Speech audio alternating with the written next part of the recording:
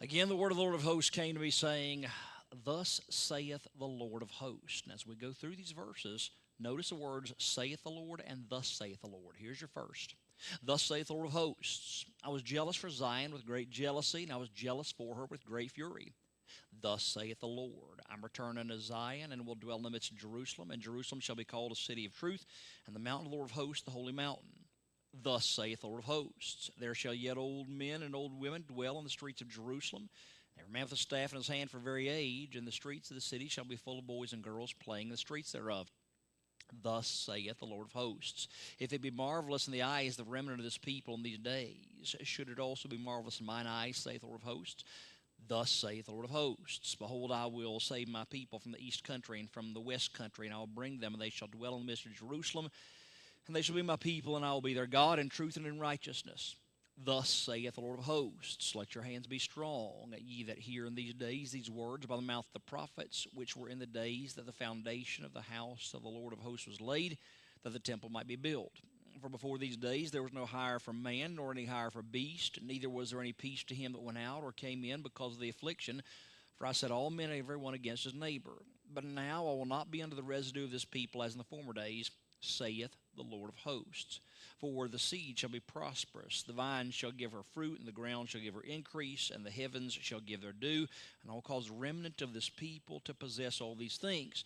And it shall come to pass that as you were a curse among the heathen, O house of Judah and house of Israel, so I will save you, and ye shall be a blessing. Fear not, but let your hands be strong. For thus saith the Lord of hosts, as I thought to punish you, and your fathers provoked me to wrath, saith the Lord of hosts, and I repented not. So again I've thought in these days to do well unto Jerusalem and to the house of Judah. Fear ye not. These are the things that ye shall do. Speak ye every man the truth to his neighbor. Execute the judgment of truth and peace in your gates. And let none of you imagine evil in your hearts against his neighbor, and love no false oath. For all these are things that I hate, saith the Lord. And the word of the Lord of hosts came to me, saying, Thus saith the Lord of hosts, the fast of the 4th month, and the fast of the 5th, and the fast of the 7th, and the fast of the 10th shall be to the house of Judah joy and gladness and cheerful feasts. Therefore love the truth and peace. Thus saith the Lord of hosts, it shall yet come to pass that there shall come people and inhabitants of many cities, and the inhabitants of one city shall go to another, saying, Let us go speedily to pray before the Lord, and to seek the Lord of hosts. I will go also. Yea, many people and strong nations shall come to seek the Lord of hosts in Jerusalem, and to pray before the Lord. Thus saith the Lord of hosts, in those days it shall come to pass that 10 men shall take hold of all languages, all nations, even it shall take hold of the skirt of him that is a Jew, saying, We will go with you, for we've heard that God is with you. Now, as we saw in the last section of verses we covered, it was still the 4th year of the reign of King Darius. Therefore, it's 518 B.C. Some Jewish emissaries had come from Babylon to Jerusalem to pray before the Lord in the new temple and to ask counsel of the men of God there. The people of the land, realizing something that was happening, made their way there also. Zechariah, at God's behest, had gone to answer their questions. Those questions were mainly about a couple of fasts that had been instituted by them during the years of captivity. As we enter this new chapter, the narrative there in the temple before all the people of the land is continuing. And it does so with God through Zechariah repeatedly proclaiming himself as the source of the words being spoken. 13 times in these 23 verses, we find this proclamation that the Lord of hosts has said something. Very few other chapters in the Bible exceed or even come close to this. God is doing a great deal of authoritative declaring in this chapter, and all of it had to do with the future of his people, Israel, the Jews. So let's work our way through it. Notice the perspective of God beginning verses 1 and 2. Again, the word of the Lord of hosts came to me, saying, Thus saith the Lord of hosts, I was jealous for Zion with great jealousy, and I was jealous for her with great fury. God now delivers to Zechariah words very similar to what he delivered in the very opening of the book. He says that he was jealous for Zion with a great jealousy, jealous for her with a great fury. Earlier, he put it in these nearly identical words, chapter 1, verse 14. So the angel that communed with me said unto me, Cry thou, saying, Thus saith the Lord of hosts, I am jealous for Jerusalem and for Zion with a great jealousy. In explaining that verse, I noted that throughout the ages, scoffers and skeptics have made much ado about the jealousy of God, viewing it as a deficiency at best and wickedness at worst. But please notice that when God spoke here of his jealousy, it was jealousy for, not jealousy of. He was jealous for Jerusalem and for Zion with great jealousy. He loved them more fiercely than any husband ever loved a wife or any wife a husband. He didn't want them with any other. He wanted them only for himself. So we now see God expressing the same truth and emotion of the heart yet again. Haters of the Jews ought to beware. God is jealous for his people. They may do wrong and come under his judgment, but they will never cease to be the very apple of his eye as far as nations go. There's the people of the land, verse 3. Thus saith the Lord, I am returning to Zion, and will dwell in the midst of Jerusalem, and Jerusalem shall be called a city of truth, and the mountain of the Lord of hosts, the holy mountain. A lot of long years are encompassed in verses 3 through 8 of this chapter. Some of those years haven't even arrived as yet. They begin, though, with Zechariah's day and shortly before, and the promise that God has returned to Zion. Now, clearly, this is not a geographical return of a God who had walked away and has now walked back in. God is omnipresent, so he never left in that sense. This is a spiritual return, a willingness to be noticeably present among them as they rebuild from the long years of brokenness. Beginning at that point, God said that he would dwell in the midst of Jerusalem, and Jerusalem shall be called a city of truth, and the mountain of the Lord of hosts, the holy mountain. All of that, though, is only going to find its ultimate fulfillment in the millennial reign of Christ. In that day, all the world will indeed recognize Jerusalem as a city of truth, and the mountain of the Lord of hosts as the holy mountain of all the earth. As Zechariah heard those words, they had to bring both joy to his heart and also a bit of consternation as he looked around him. Visibly, while the temple and other things were being rebuilt and restored, Jerusalem was still merely a shadow of her former glory. God was about to promise another day, though, a day when the glory would be at its absolute peak and pinnacle, surpassing even the days of David and Solomon. Look at verses 4 and 5.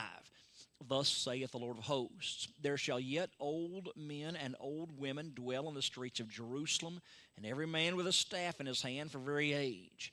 And the streets of the city shall be full of boys and girls playing in the streets thereof. Now, can you get the visual picture he just mentioned in your mind? For a city to be filled with old men and old women, so aged that they had to walk around on staffs, and for that city to be at the same time full of little boys and little girls playing in the streets, that city would have to be at absolute peace with no fear of anyone or anything going on around them, and it is a vibrant, growing society. It is a long-lasting society. This was absolutely not the case in the days of Zechariah. The population was sparse, and there were enemies all around them, salivating at the very thought of devouring them. So this then also refers ahead in time to the millennial reign of Christ, when Jerusalem will be in a state of peace and glory she's never yet fully known. Verse 6, thus saith the Lord of hosts, if it be marvelous in the eyes of the remnant of this people in these days, should it also be marvelous in mine eyes, saith the Lord of hosts? Now, what God promised was absolutely shocking. It was jaw-dropping, nearly unbelievable to the eyes of the people in the days of Zechariah. As God pointed out, that people was merely a remnant in those days, a scrap of the tapestry that Israel had once been. Now, when God asks the question as to whether such a thing that was marvelous in their eyes should also be marvelous in his eyes, the question expected a negative answer. God is saying, look around at what I'm telling you. You don't see much, and I'm telling you it's going to be full of old men and women and little children. I'm going to tell you it's going to be absolute peace, and you're shocked over it. But here's my question. Should I be shocked over it? The answer is no. God shouldn't be shocked over it. He's the omnipotent God. He's never shocked by his own abilities. Have you ever done something that you didn't know you could do? It's like, whoa, that's pretty cool. I didn't know I could do that. God has never gone, that was pretty cool. I didn't know I could do that. He, in fact, does know he can do it. Verse 7 and 8. Thus saith the Lord of hosts, behold, I will save my people from the east country and from the west country, and I will bring them, they shall dwell in the midst of Jerusalem, and they shall be my people, and I will be their God in truth and in righteousness. Now, as God makes another proclamation concerning his people, this time it's that he will save them from the east country and the west country. Now, east and west never meet. This is a Hebrew euphemism meaning all the earth. God had already saved his people from Babylon, bringing them home from the north. This, once again, refers to a future day when God will bring his scattered people in from all across the world, and they'll dwell in the midst of Jerusalem. Now, that quite clearly began to be fulfilled in 1948. And yet the ultimate fulfillment has not yet come to be. There still has to be a day in which they shall be my people, and I will be their God in truth and in righteousness. Many years after Zechariah, the Apostle Paul wrote of that coming day. Romans 11:26. And so all Israel shall be saved. As is written, there shall come out of Sion the deliverer, and shall turn away ungodliness from Jacob. Israel does not yet know her Messiah. One day she in her absolute entirety will. Then we find the prosperity of coming days, beginning in verse 9.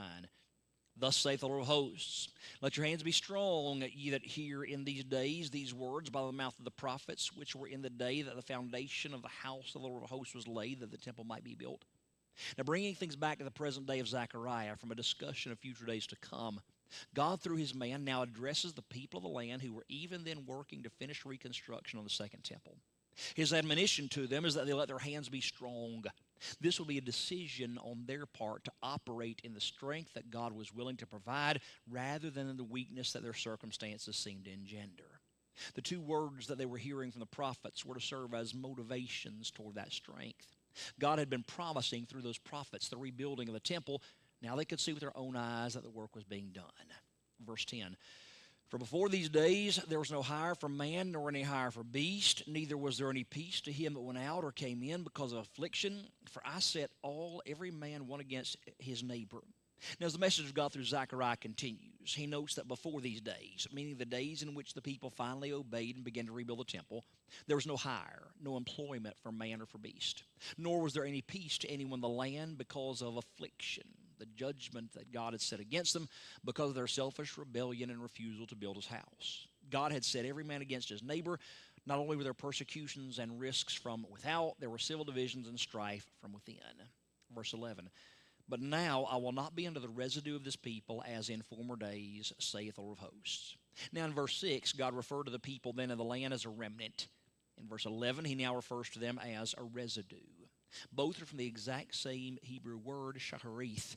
The people were no longer the unified full kingdom they'd once been. The people then of the land were scraps, leftovers, survivors. And yet God was now promising to behave very differently toward those survivors than he did in former days. This wasn't some arbitrary change on the part of God, nor was the former judgment on the people capricious. All of this dealt with their past disobedience and their current obedience. This is the way it always is. The current obedience was going to have beneficial results. Verse 12, for the seed shall be prosperous. The vine shall give her fruit, and the ground shall give her increase, and the heavens shall give their due, and I will cause the remnant of this people to possess all these things. This promise through the mouth of Zechariah harkened back to the warning that had been given by his contemporary Haggai just a couple of years earlier. We found that in Haggai 1:9. You looked for much, and lo, it came to little. And when you brought it home, I did blow upon it. Why, saith the Lord of hosts? Because of mine house that is waste, and ye run every man to his own house. Therefore the heaven over you is stayed from the dew, and the earth is stayed from her fruit. And I called for a drought upon the land, and upon the mountains, and upon the corn, and upon the new wine, and upon the oil, and upon that which the ground bringeth forth, and upon men, and upon cattle, and upon all the labor of the hands. Every judgment leveled by God through the mouth of Haggai was now reversed as God spoke through the mouth of Zechariah. The people had been warned. The people had repented, the people had changed, and God was now moving to bless them where he'd formerly blistered them. Verse 13, and it shall come to pass that as you were a curse among the heathen, O house of Judah and house of Israel, so will I save you, and you shall be a blessing.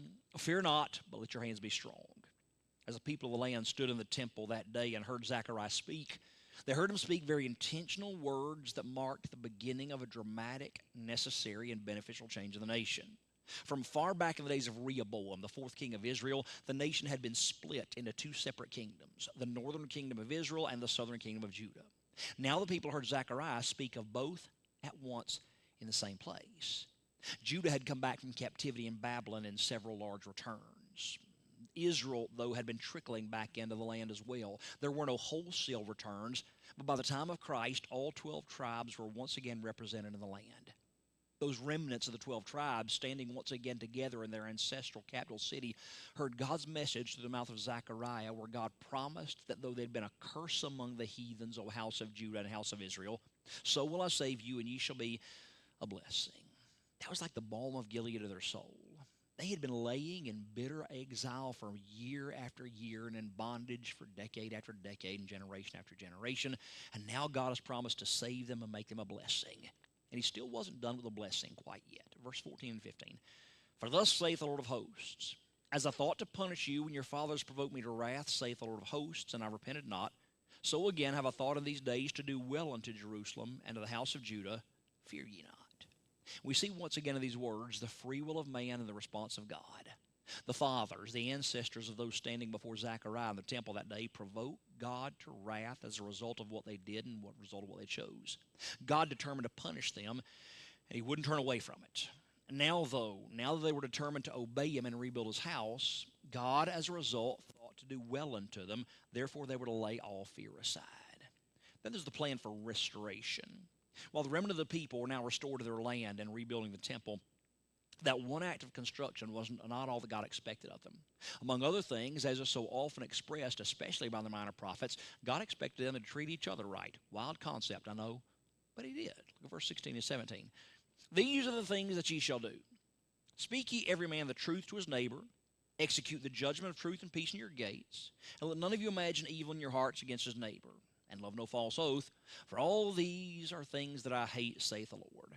Now, in these verses, God laid out 4 areas of responsibility, 4 expectations that he had of the people based on things that he utterly despises. To begin with, they were to speak every man the truth to his neighbor.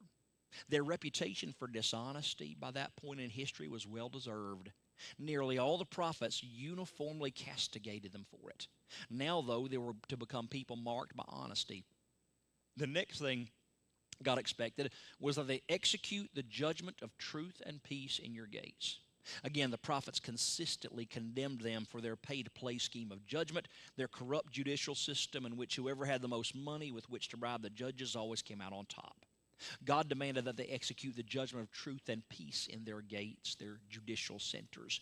Their judgments were to be centered both around truth and peace, that which was factual and that which lended itself towards tranquility. They were also commanded to let none of you imagine evil in your hearts against his neighbor. Like wicked people of every age, they'd long hidden a snarling heart behind a smiling face when it came to their neighbors. They proclaimed good toward them, but imagined evil against them. Finally, they were to love no false oath. This was an issue that God had broached to them before through the mouth of Zechariah. Zechariah 5:4, I will bring it, the curse, forth, saith the Lord of hosts, and it shall enter into the house of the thief, and into the house of him that sweareth falsely by my name. And it shall remain in the midst of his house, and shall consume it with the timber thereof and the stones thereof. God says, stop doing dishonest things, stop telling lies, and especially stop telling them of my names. Now, these 4 things were to be put away from them forever. Only by so doing could they assure the continued blessings of God. Then we come to the putting away of mourning. Now, all this conversation that we're beholding in chapter 8 began in chapter 7. What precipitated it was the arrival of that emissary of the Jews from Babylon coming to the temple to pray and seeking counsel from the priests and the prophets. And when they got there, they had a question. They wanted to know if they should be continuing the fast of the 5th month that had been instituted during the years of captivity in Babylon. God had answered that question partially in chapter 7. He now answered it even more fully in chapter 8. Look at verses 18 and 19. And the word of the Lord of hosts came unto me, saying, Thus saith the Lord of hosts, the fast of the 4th month, and the fast of the 5th, and the fast of the 7th, and the fast of the 10th shall be to the house of Judah joy and gladness and cheerful feasts. Therefore love the truth and peace. In chapter 7, the entourage had asked about the fast of the 5th month, the fast that commemorated the burning of the temple. In that answer, God had spoken to them not just about the fast of the 5th month, but also added the fast of the 7th month, the fast of Gedaliah, which commemorated the murder of the last governor they had as an independent people. Well, now God goes further, and he also brings up the subject of the fast of the 4th month and the 10th month. The fast of the 4th month commemorated the taking of Jerusalem. The fast of the 10th month commemorated the beginning of the siege against Jerusalem. Seemingly, for every bad thing that ever happened, they instituted a day of fasting and mourning so that they would never forget. God in his wisdom, though, wouldn't have his people forever mourning. In answer to the question that had been asked, and an answer to the question that had not been asked, God returned these words. The fast of the 4th month, and the fast of the 5th, and the fast of the 7th, and the fast of the 10th shall be to the house of Judah joy and gladness and cheerful feasts. Therefore love the truth and peace. God instructed that all their fasts be turned into feasts. I do trust you know the difference between those things. If you invite me to your house for a feast, I'm probably coming. If you invite me for a fast, probably not so much. I can do that in my own house, right? Fast and feast are very different. God said you've been mourning, you've been weeping, you've been fasting, you've been crying, you've been picking out days to make yourself feel bad. Mourning's appropriate for a while, but it's never appropriate forever. He said, my judgment is you stop these fasts and you turn them into feasts. He said, I want you to have this loving truth and peace, and because of this, I want you to have the joy that comes with it. So he changes this, and he tells them to put away their mourning. And then we find the promise of the kingdom. Begin in verse 20 and 21. Thus saith the Lord of hosts, it shall yet come to pass that there shall come my people, and the inhabitants of many cities, and the inhabitants of one city shall go to another, saying, let us go speedily to pray before the Lord, and to seek the Lord of hosts. I will go also. With another expression of thus saith the Lord of hosts, God once again changes the time and setting of the narrative. He looks ahead in time, note the word yet, to the day when the inhabitants of many cities would speak to the inhabitants of other cities, saying, let us go speedily to pray before the Lord and to seek the Lord of hosts. I will go also. Now that was rarely, if ever, the case before Zechariah's day. Doesn't seem to have ever been the case within his day, and there's no record of it being the case after his day, even up until our day. So this once again points to the millennial reign of Christ, when entire cities of people will contact other cities and make a journey together to Jerusalem to seek the Lord of hosts. People won't just invite. They'll invite and they'll say, and I'll go with you. But it won't just be them, Israel. Verse 22. Yea, many people and strong nations shall come to seek the Lord of hosts in Jerusalem and to pray before the Lord. Now, Zechariah was not the first prophet to make this promise. Years before the eloquent Isaiah, greatest writer of the major prophets, put it in these words. Isaiah 60, verse 3. The Gentiles shall come to thy light, and kings to the brightness of thy rising. Isaiah 66, 23. And it shall come to pass that from one new moon to another, and from one Sabbath to another, shall all flesh come to worship before me, saith the Lord. During the millennial reign of Christ, there'll be individual nations and peoples and beliefs still present across the world. Yet so powerful will be the presence of Christ physically on the throne on earth, sitting on the throne of his father David, that nations and kings will come to Jerusalem to worship at his feast. Now, again, if you're a preterist, you've got a problem here. If you're one of these guys that believes all the scripture has already been fulfilled, you've got a problem, because this has never happened. Nothing remotely like this has ever happened. So please understand, the view that we take, that all these things are literal and are still future, that's the biblical view. It's exactly the way he expresses it here. Verse 23. Thus saith the Lord of hosts, in those days it shall come to pass that 10 men shall take hold out of all languages of all nations, even shall take hold of the skirt of him that is a Jew, saying, we will go with you, for we have heard that God is with you. Now, if there were ever a verse most despised, loathed, and hated by the anti-Semites of the modern world, this would be that verse. Can you imagine the fun if we could say, get a small room procured and get a table and put at that table Tucker Carlson and Candace Owens, Nick Fuentes, and Andrew Tate, and a few other weirdos, and say, I've got a verse for you. Thus saith the Lord of hosts, in those days it shall come to pass that 10 men shall take hold out of all languages of the nations, even shall take hold of the skirt of him that is a Jew, saying, we will go with you, for we've heard that God is with you. Wouldn't that be a ball? I'd pay for the room out of my own pocket just to see it happen. You need to understand something. This is a promise in the last days. People of all nations and languages will humbly bow and grasp the skirt of a Jew, asking to go with him to Jerusalem to worship the God that sits on a throne. The anti-Semites of the world say, we would never do such a that thing. Yes, you will, because thus saith the Lord. It's not a matter of if, it's only a matter of when. And the good news is we're actually excited about it because we already know